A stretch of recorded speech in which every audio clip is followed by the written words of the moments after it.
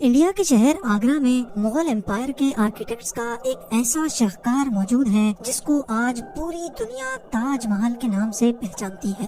42 एकड़ पर फैला दूर से ही चमकता हुआ ये मकबरा जहां अपने अंदर खूबसूरती के बागीचे सजाए हुए हैं, वहीं इसके ऊपर गम और उदासी के कई बादल अभी तक मंडला रहे हैं। ज़ेम टीवी की वीडियोस में एक बार फिर से खुशामदीद। नाजरीन, लगभग 400 साल पहले बनाई जाने वाली ये खूबसूरत बिल्डिंग जहां अपने दौर की सबसे बड़ी और सबसे शानदार बिल्डिंग हुआ करती थी, वहीं आज इसको दुनिया का 7वां अजूबा भी माना जाता है। इस आलीशान स्ट्रक्चर को बनाने में 20,000 मजदूरों ने दिन रात खून पसीना बहाया, और वो भी 1 या 2 सालों तक नहीं बल्कि पूरे 22 सालों तक। अगर आज के दौर में इसकी कीमत का अंदाजा लगाया जाए तो संगे मरमर का ये अनमोल मकबरा हैरत अंगेज तौर पे $1 बिलियन यानी 7,500 करोड़ रुपयों से भी ज्यादा महंगा है, क्योंकि इस बिल्डिंग में मुगल आर्किटेक्ट्स ने अपने हुनर की कई ऐसी निशानियां छोड़ी थी जिनकी दुनिया के टॉप इंजीनियर्स भी आज तक तारीफ करते हैं।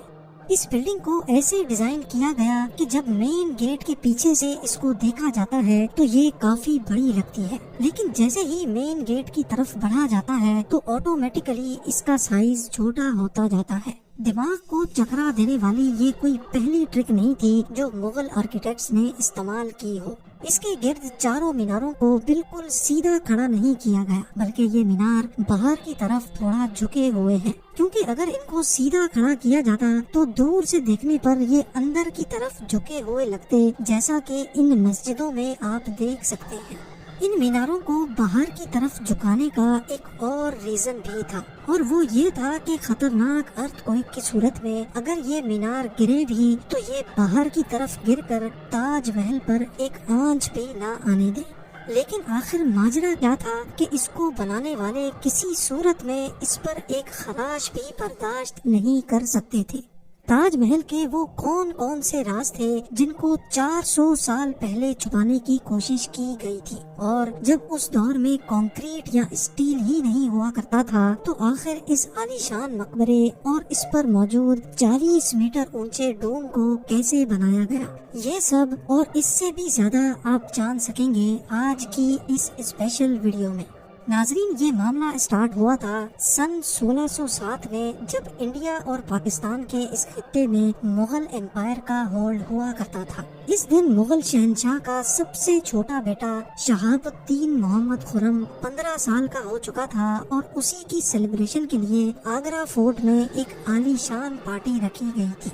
खुर्रम मुगल शहंशाह को सबसे ज्यादा अजीज था, इसी वजह से इसके हर जन्मदिन पर इसको हीरे जवाहरात और सोने से तोला जाता था, यानी जितना वजन शहजादे खुर्रम का होता था उतना ही खजाना इसके नाम कर दिया जाता था।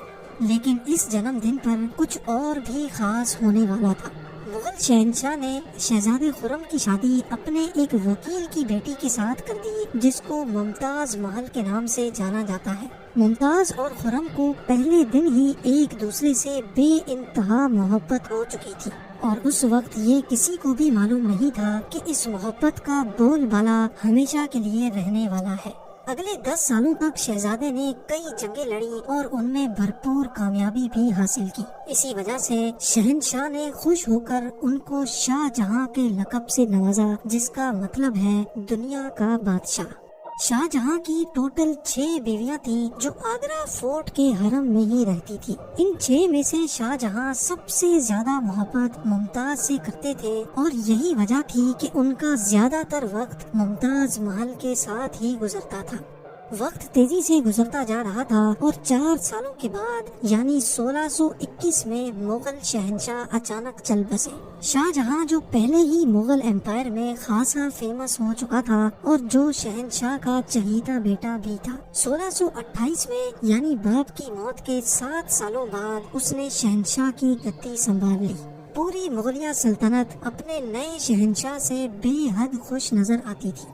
ये वो पीरियड था जब मुगल एम्पायर अपने पूरे उरूज पर थी, यानी पूरे इंडिया पाकिस्तान के साथ साथ अफगानिस्तान के भी कई हिस्सों में मुगलिया सल्तनत का राज हुआ करता था। सारे फैसले शाहजहां खुद करता था, जबकि मुमताज महल पीछे रहकर शाहजहां को मशवरे दिया करती थी।